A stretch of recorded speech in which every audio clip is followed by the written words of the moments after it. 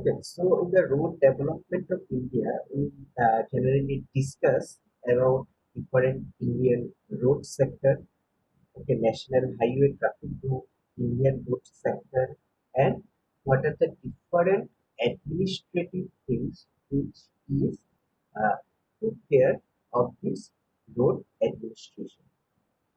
Okay, so first, before describing all these things, let us discuss about the importance of the transportation engineering. That is why transportation engineering is important. So basically, to develop any place, the first and foremost thing is accessibility of that place. Okay, if the place is not accessible, in that case, it will not be developed. Okay, why it will not be developed? Because suppose some materials or some products are generated in that area. Now, if that place is not accessible, in that case, all these products cannot go outside of the place. Okay, so there will be no business. Okay, so in this way, if a place is not accessible, in that place cannot be developed. So, for development purpose, first and foremost thing is accessibility, and accessibility can be achieved with a good transportation facilities. Okay, so basically this is the importance of transportation. Often we have seen that whenever some new highways are there, then the surrounding land, the value of the surrounding land often get increased, and it is very much increased. Okay, so because the reason is the accessibility of the portion of the land has increased by this highway. Okay, now if you go for the Indian road sector, so there are basically three types of hierarchical road, that is national highway, state highway, and other roads. Okay, so in that case, our India's total road network is 3.3 million kilometers, and it contributes about 5% to the GDP, and second largest investment after the power sector. Now, 15% of the road network carries 80% traffic. So basically, that 15% road network is basically comprises of national highway, state highway, and other highways. The national highway comprising about only 2% of land. It is only the 2% of land of all this road sector, but it carries 40% of the total traffic. So in this way, you can visualize the importance of the national highway, how a small portion of the road is carrying a such number of total traffic. Okay, so basically that is the importance of the national highway. Now, if we can go for the traffic growth rate of the national highway, in that case, we can see that the growth rate of the traffic is 7 to 10% year to year.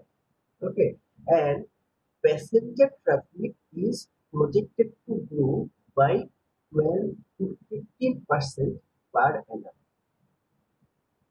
and number of vehicles are also increasing at a pace of 30% per annum. Now, this is the main reason that the total increasing of the vehicle, why our road sector in different times is experiencing traffic jams and other things, because all of our roads are overpopulated by all the road traffic. Okay, now coming to the administration portion. So there are different administration portion which look after our different sector of the road. So first one is national highway. So these national highways are administered by Ministry of Road Transport and Highways, and it is called as MOD. The National Highway Authority of India, that is NHAI, and Border Road organization or ERO.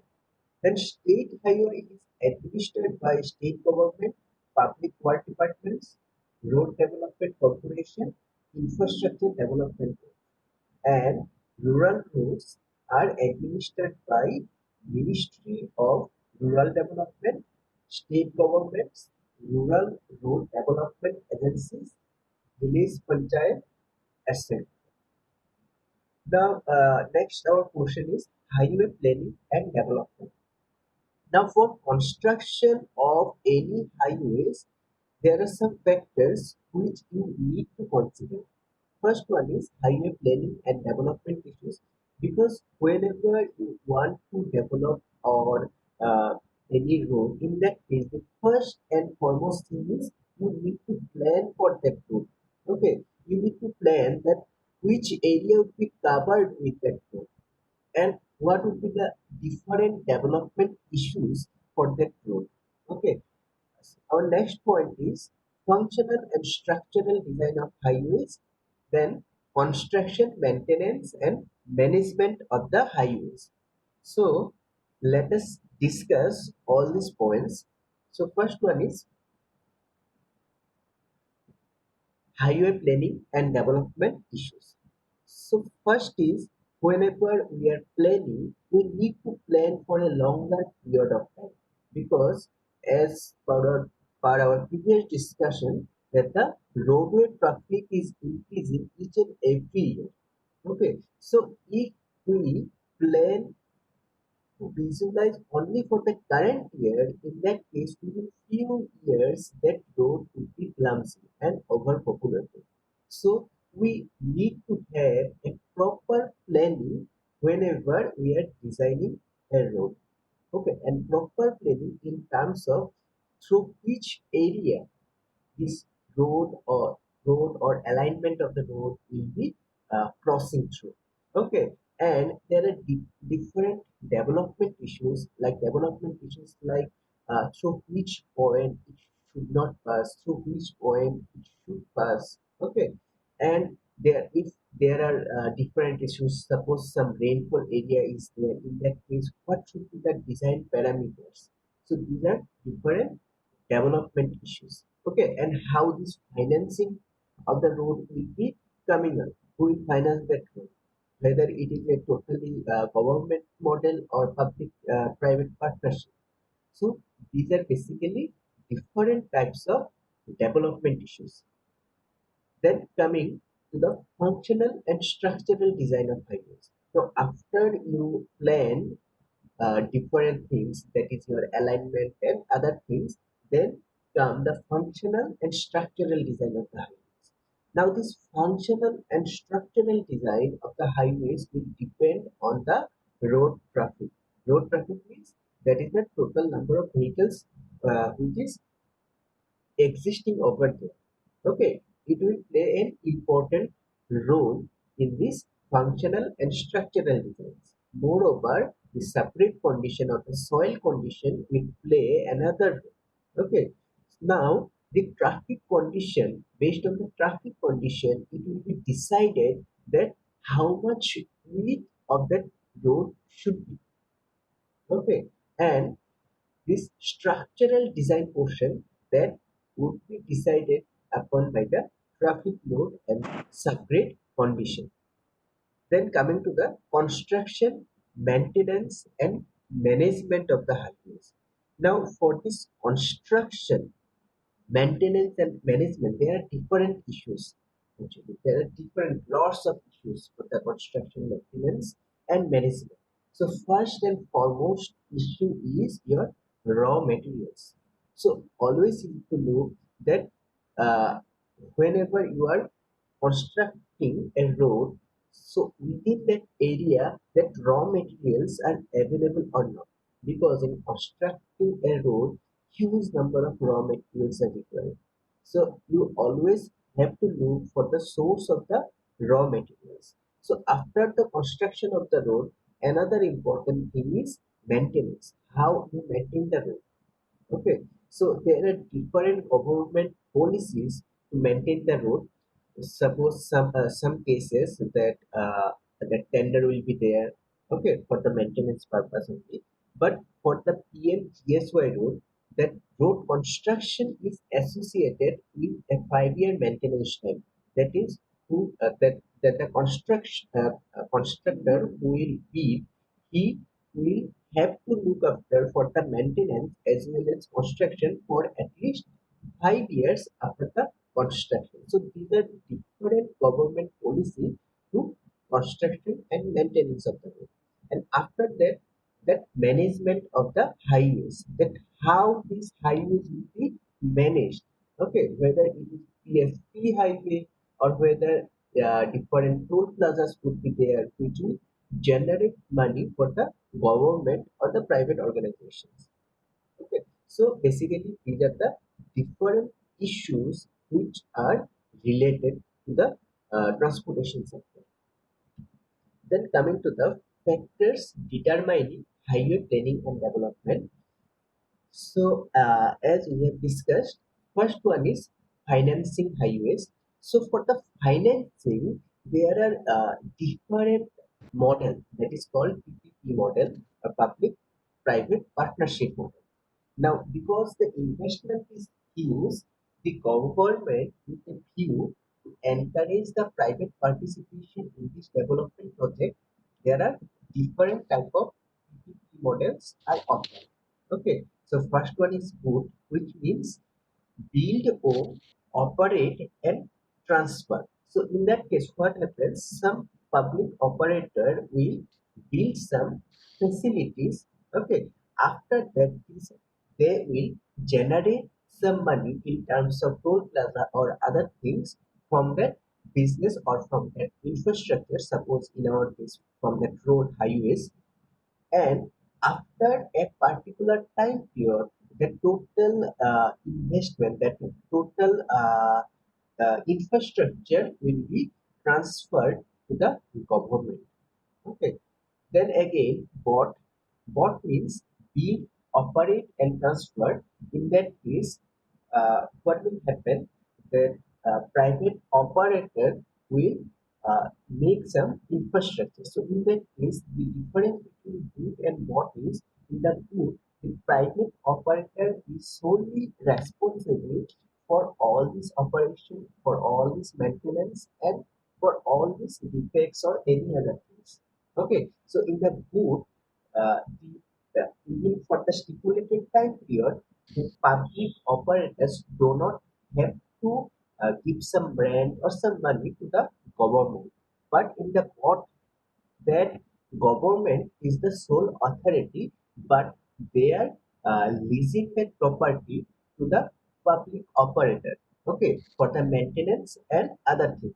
So within that period, the public operator will generate some money from that infrastructure, and after a stipulated time period, it will be transferred back to the government. Okay, now our next question is bold. Bold means suppose some infrastructure is there and that infrastructure is totally private property. So in that case, government will will take the property by from the public operator, and they will operate this property by paying some issue sum or some monthly sum or some yearly money to the public operator. So these are the different public-private partnership models which is used in the highway development sector. Then another thing is access management of the highways. Access management is how access in the highways is managed. Okay, how the movement in the highways is managed. So there are different mechanisms to manage the access of the highways. So for example, to reduce the crashes, we used signaling system in the intersection. It is also an access management. Then environmental impact assessment of the highway development. So this step is very much important because whenever a new highway is developed, in that case, different detrimental environmental aspects would be associated with it, because sometimes you need to cut down some trees. Okay, and whenever you are constructing the road, that will also have some detrimental effect. So you always have to assess that the environmental impact of the highway development. So for this reason, you often see that some trees will be planted beside the highways. Basically, this step is done to make the highway self-sustained. That is, self-sustained in that meaning that whenever some greenhouse gases will be generated by the moving vehicles in that highway, that gases will be consumed or absorbed by the trees which is beside the roads. And moreover, another thing is these trees which is in between the two lanes that will help to minimize the effect of glare, and it will help during the night driving. So these are some environmental impact assessment of the highway development. Then highway safety, that we always have to look for the design standard, whether the design standards are suitable for the traffic condition or not. So in that way, we can make the highway much safer. Okay. Then road traffic noise. So basically, road traffic noise is considered as one of the greatest public annoyance, and it is often generated by unstable traffic. When the is unstable, then these noises are generated. Okay, so how we can reduce the traffic noise? By implementing suitable access management of the highways. Okay, so if we can manage the access in the highways properly, we can considerably reduce the road traffic noise. So in this way, we can reduce the effect of traffic noise. Now, next portion is functional and structural design of the highways. Now, in the functional and structural design, there are different functional and structural parameters. So, these parameters are design speed and design traffic volume. Speed, you know what is speed, and basically traffic volume is the total number of the vehicles passing through a particular section of a road within a particular time period. That is called traffic volume. So we will discuss all these parameters in our later chapters. So basically, this is the introductory chapter. Then number of lanes and lane width. Then level of service. Level of service means how the service is over the road. Okay, whether this is good conditions of occurs over there or the condition is not good. So basically, this all this prevailing condition of the road is standard level of service. Okay, that how satisfied that the driver is, how he can achieve the speed over the particular road section. So basically, all these properties should be get called as a level of service or service level. Then sight distance. Sight distance is basically the distance which can be visible, okay, from a particular height of the eyesight. Then alignment is central, that is the central portion of the road which you have to first put over the ground through by certain instrument, and after that only you can construct the road following that alignment. So you know about the alignment, you have already done this in the survey. Then super elevation and grades. So basically, super elevation is defined as the raised portion of the one side of the road or in comparison to the another side, and that super elevation is provided because to minimize the effect of centrifugal acceleration or centrifugal force. Then cross section, horizontal and vertical clearance. So basically, these are all these parameters, and all these parameters will get to know about the details of all these parameters in our next chapters. Now coming to the next portion A highway designer is concerned with at least four major areas of design at different stages of project planning and design phases. So there are different design procedure. So first one is location design. So basically in the location design, the highway planner have to decide about the location of the highway. Okay, so in the location design, there are different, they will go for the map study, they will go for the reconnaissance survey, etc. to know the location of the place, and based on the location, they will suggest different alternative road. After that, access design. So with all these necessary inputs like land use, master plan, population, survey maps, geology, ecological condition, basically that all these things are covered in the location design. Different potential routes are drawn up by the designer on a contour map, and after different steps or in different steps, that different routes would be minimized to a one single route through which the main alignment of the road will be passed. Okay. Now, next one is cross-sectional design. So in the cross-sectional design, there are also different parameters. That is the right of way, carriageway, camber, curves. So there are different parameters, and these parameters will be discussed in our geometric design chapter. Now coming to the next thing, that is the road projects in India. So the construction of the highway had reached an all-time height of 6,029 kilometers during fiscal year of 1516, and the pace is also increasing. And NHAI, that is the National Highway Authority of India, plans 50,000 kilometer road project worth 250 billion in the next 6 years, and the Road Transport and Highway Ministry has decided to use new materials and techniques in highway project on experimental basis to promote the innovation in the construction of the roads.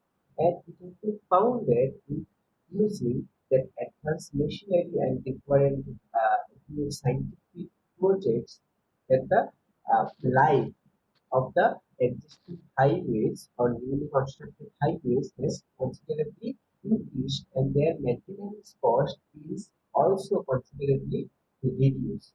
Okay, so this may also result in saving in life cycle cost of the road construction as compared to the road construction using conventional materials, and the use of the latest equipment would also result in saving in construction period. Okay, so these are the links which you can refer.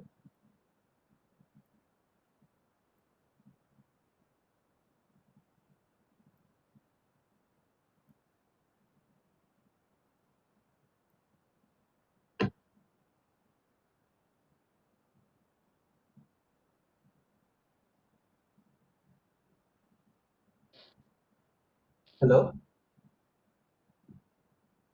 So can you discuss about this today's note? Is it clear to all of you?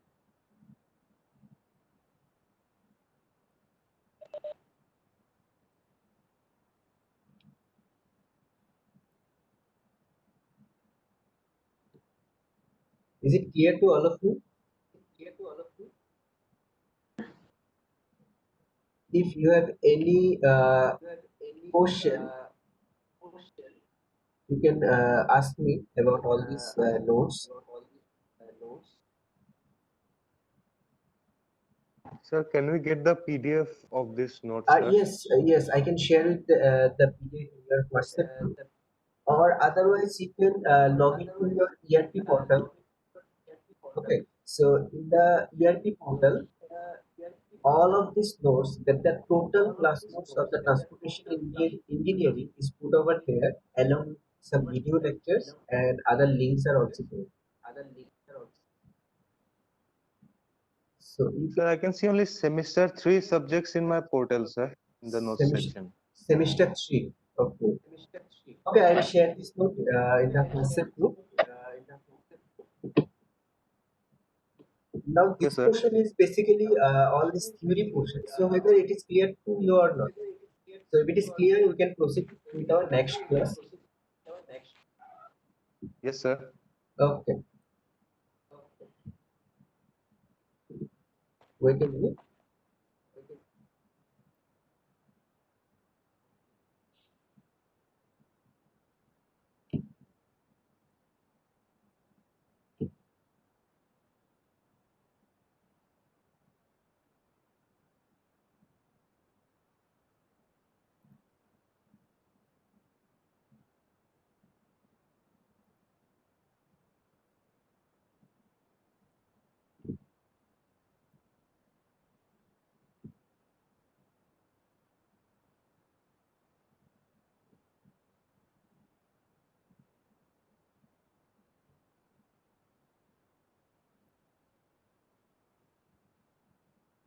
Okay. It is visible now, class note. Sir. So this is our class note number 2. So this is also a theory portion, basic portion. So in this class note, we'll discuss about the master plan and the surveys which are associated with the road construction and different elements of the master plan. So whenever we are describing this term master plan, basically that master plan is associated with a long-term plan. Okay, so basically, master plan is always considered for a period of 25 years. Okay, so you are thinking ahead of your time.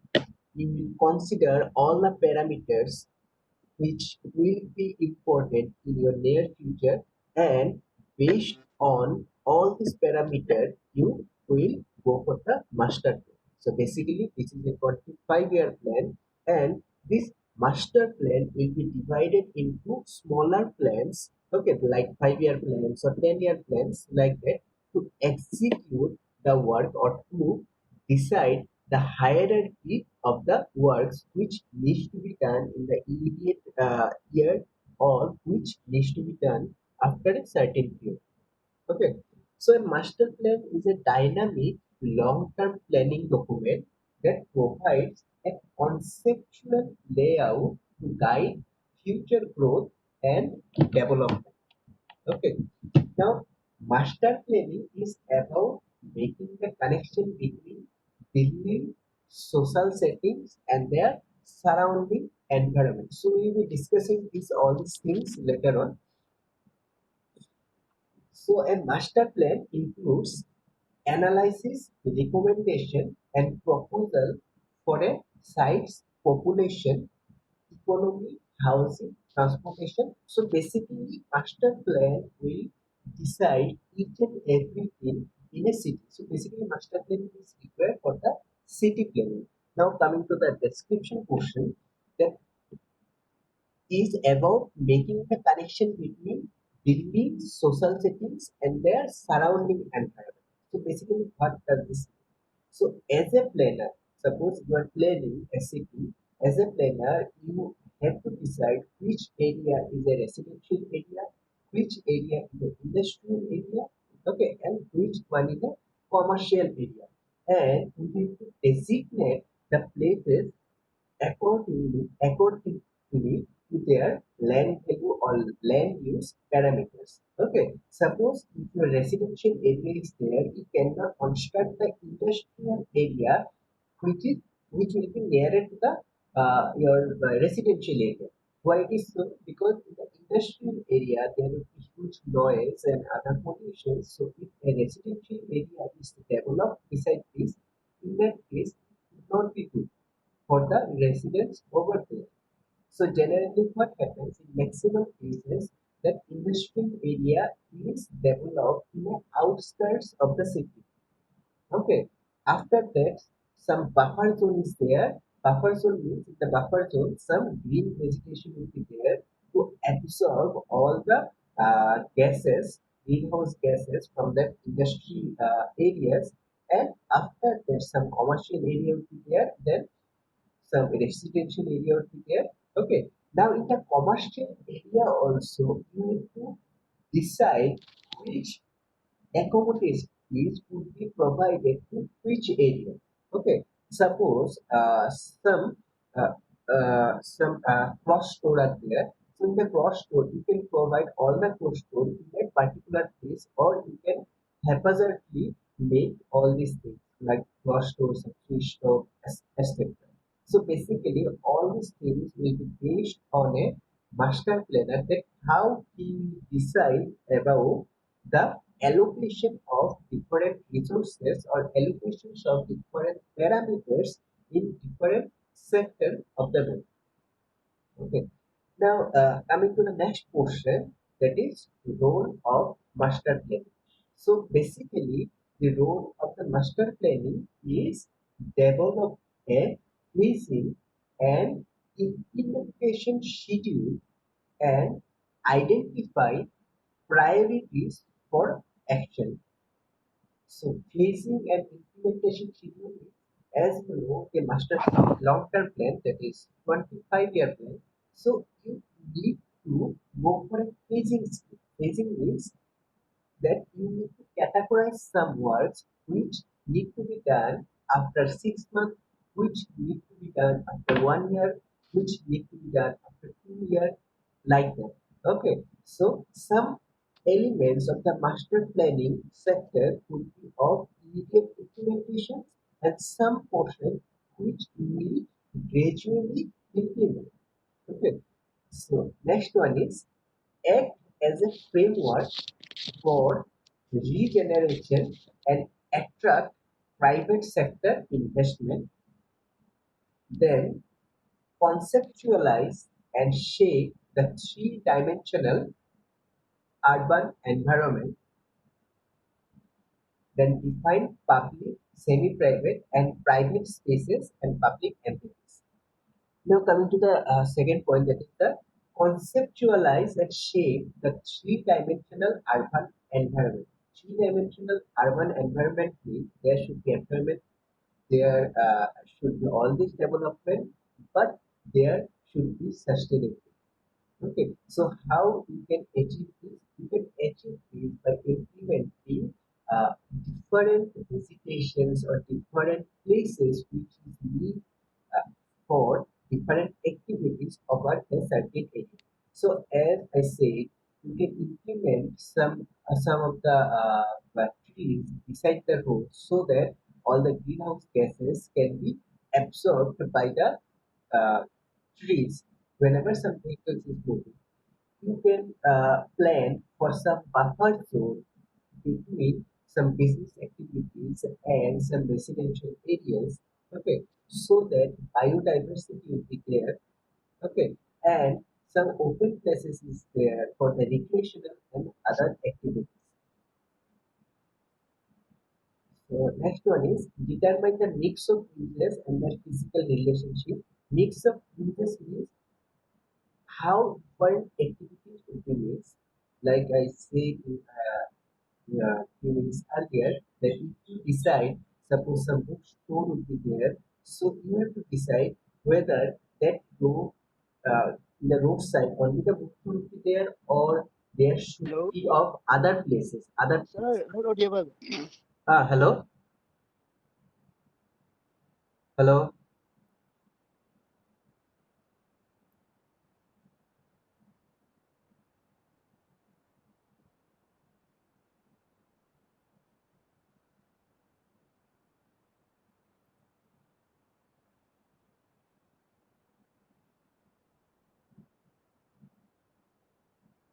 It's not audible. Not audible. Hello. Yes, Hello. sir. Hello, sir. Yes. Sir, hello. Yes, I'm hearing. Hello. Hello.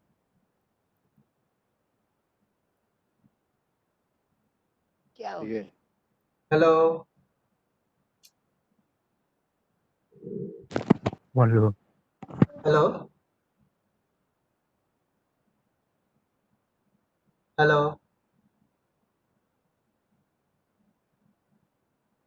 I'm audible? Yes, sir. Yeah, sir? Yes. Yeah. Yes, sir. Continue, sir. Okay. Hello. Yes. This Cisco WebEx is very much complicated system. Zoom was far more better.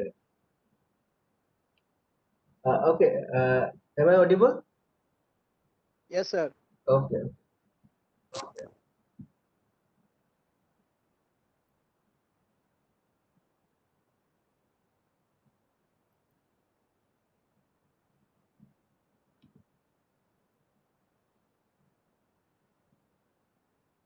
Then conceptualize and shape the three-dimensional urban environment, which we will discuss.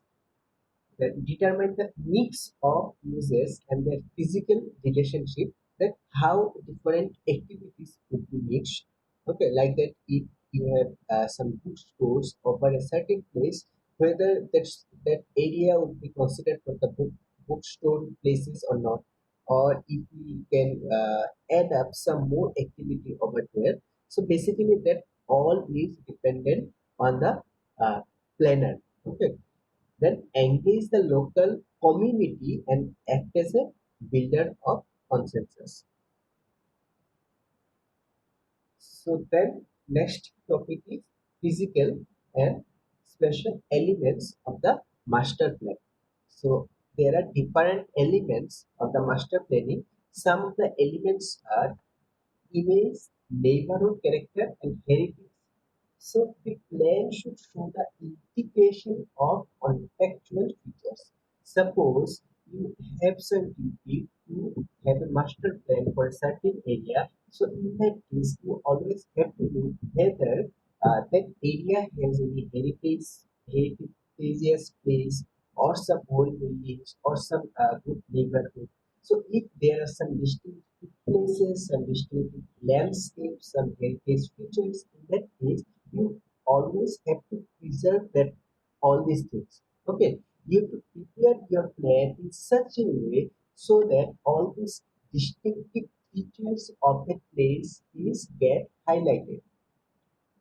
Then various uses including housing and commercial areas.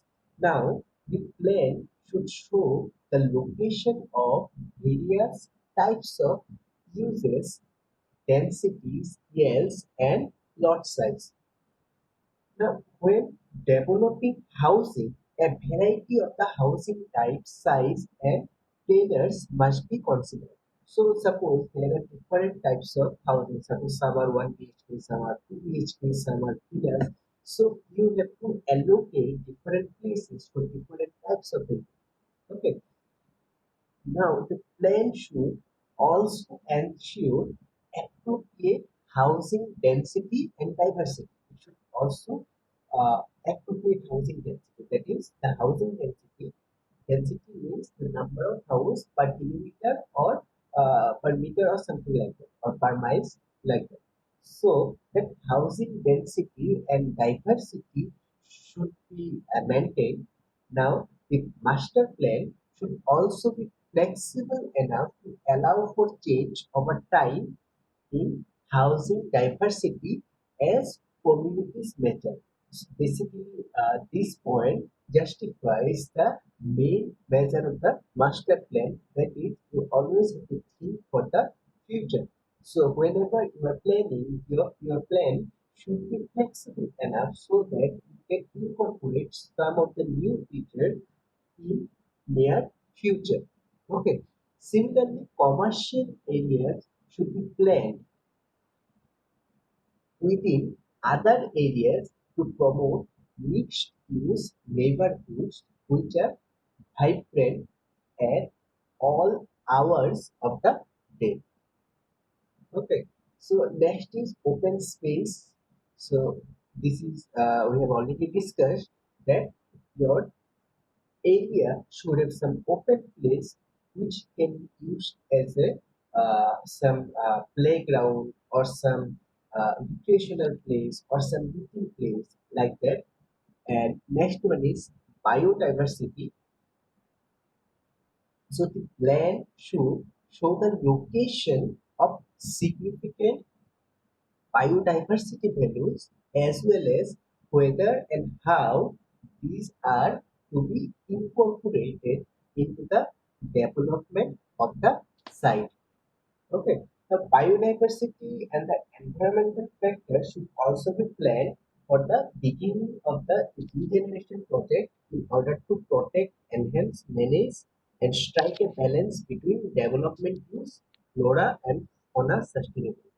So basically, all this biodiversity that is needed for the sustainability of that area. So if that area becomes sustainable or self-sustainable, in that case, it will be very much effective for our environment. And nowadays, the different laws for environmental protection is very much rigid. So in that case, we always have to do for the that sustainable development. Okay, that is the development is there, but this development should not impact our environment. Okay, that is sustainable development. So next question will be discussed in our next class.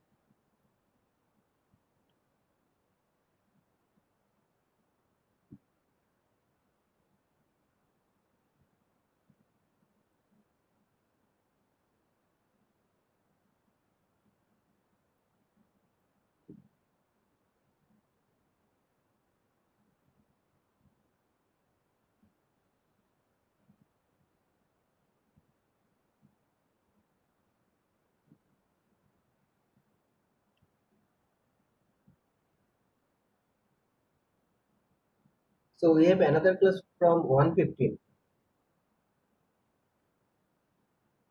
So our later portion we'll discuss in our next class. So I think up to this that whatever we have discussed, this is clear to you. Is it clear? Yes, sir. Yes, sir. Okay. Yes, sir. Iya betul. Okay. Okay. So Iya.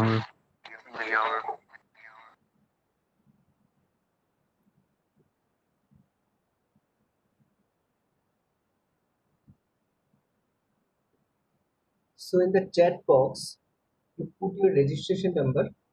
Okay, all of you put your registration number.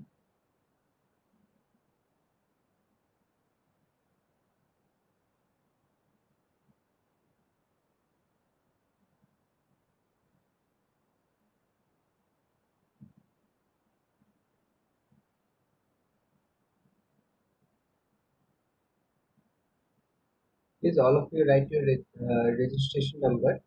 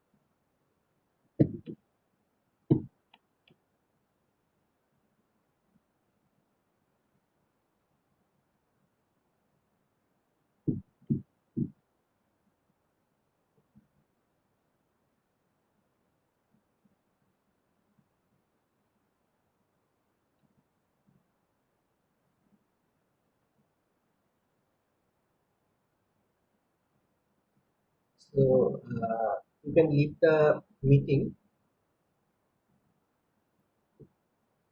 Whoever is given their attendances, you can leave the meeting. Next we'll meet at 1 p.m. sharp at 1 p.m. Sir, do we need to give the